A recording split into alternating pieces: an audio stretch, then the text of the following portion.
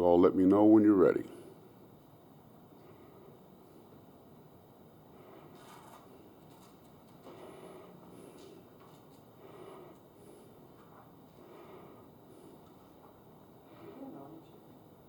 Testing 1 2. Testing 1 2.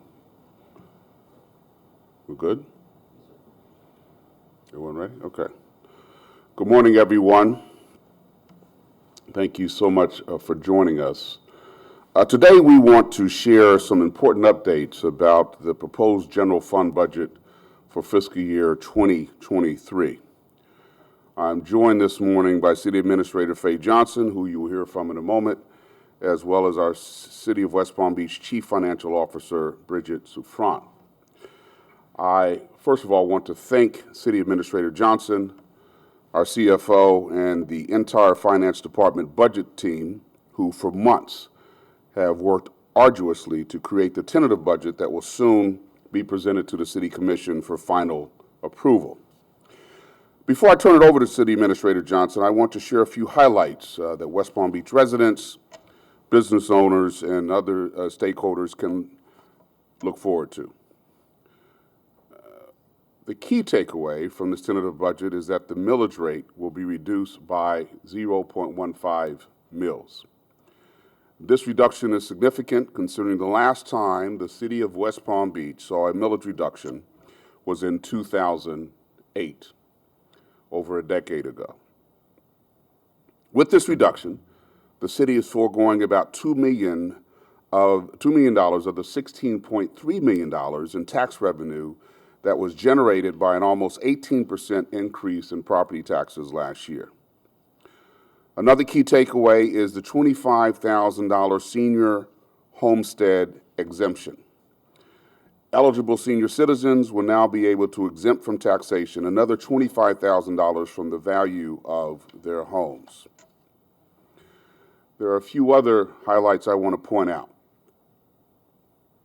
This budget provides a historic 5% cost of living pay increase for all non-union employees.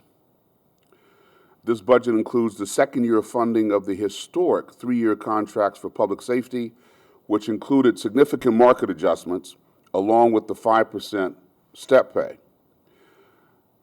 To illustrate that, the starting salaries for our police officers was moved from up to second place in the Palm Beach-Broward market, up from 13th place. Similarly, the starting salaries for our firefighters placed them 9th in the Palm Beach-Broward market, where they were formerly in 20th place. This budget restores several positions that were dissolved from the fiscal year 2021 pandemic-induced reduced budget, and it funds 41.75 new positions, increasing capacity in key operations. If approved, the budget would also provide increased funding for city fleet maintenance, as well as unprecedented funding for road paving and repairs. West Palm Beach's tentative fiscal year 2023 annual budget honors our commitment to residents, neighborhoods, and businesses. If approved, this budget would not only allow us to enhance the service we provide our residents, but it would also allow us to create additional employment opportunities right here in our community. With that being said, I would now like to introduce City Administrator Johnson for a more detailed explanation of the draft fiscal year 2023 budget. Ms. Johnson? Thank you, Mayor James. Good morning. I want to just highlight some of the other takeaways in the budget. The mayor mentioned the fact that the budget, honors our commitment to our residents, our businesses, and neighbors. And to that extent, I want to just point out some of the ways in which it does that. When we look at our roads, which the mayor intimated at, this will be the first time in a good while where we're able to fully fund the priorities that we have for the annual fiscal year.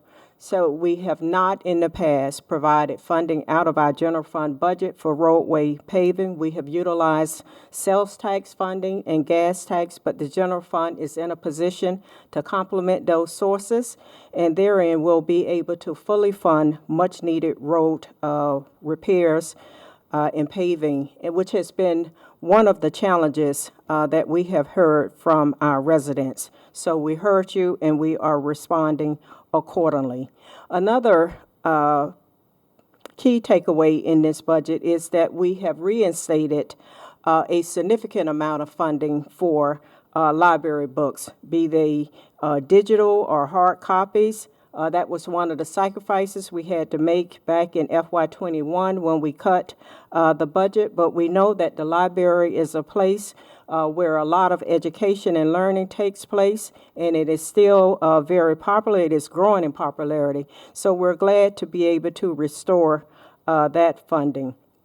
Another area that our residents have complained about, and we have been putting a lot of attention on that and have made quite a bit of headway, and that is this ongoing trend of illegal dumping within our beautiful city. We are adding a position that will focus completely on illegal dumping here in the city. So for those who have been bad actors, just know that the city is continuing to focus on this, and we want to mitigate this bad activity here within our city. We think the addition of an additional person will help us achieve that. Another challenge that we have, given that our city is attractive to developers and builders, and we know that we have earned the moniker of Wall Street South, the other Palm Beach. We got a lot of development activity taking place within the city. We are adding a complement of staff within the building division to be able to process those building permits in a very efficient manner. And then on the development side, we are adding staffing to planning division so that when the development applications continue to come in, we will be able to maintain the pace of which they are actually turned around. We continue to focus on our internal staffing. We're moving our paid starting salary ranges up so that we can remain competitive with our municipalities here within Palm Beach County. We want to make certain that the city is in a position to continue to attract the best and the brightest to join the excellent team that we have here on board to meet the needs of our community. So with that, Mayor, I'll turn it back to you.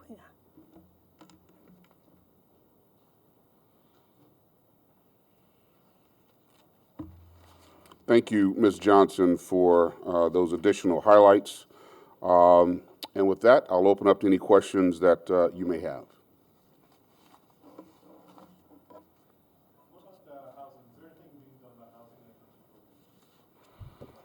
We are not allocating specific funds from the budget to housing. However, we are doing everything we can to find grants to help us with that, as well as providing incentives to the private sector for affordable housing. Hopefully they will step up to the plate as well.